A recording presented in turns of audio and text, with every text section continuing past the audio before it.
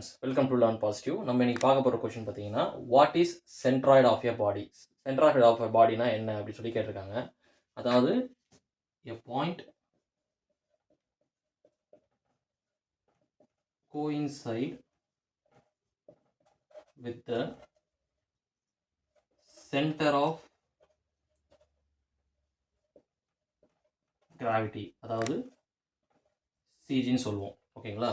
So எந்த ஒரு point centre of கிராவிட்டியில் வந்து கோயின்சைட் ஆகுதோ அதுதான் நம்ம வந்து சென்ட்ராய்டு அப்படின்னு சொல்லி சொல்கிறோம். ஓகேங்களா? அதுக்கு ஒரு கண்டிஷன் இருக்குது. இஃப் ஜி, அதாவது gravity G is uniform at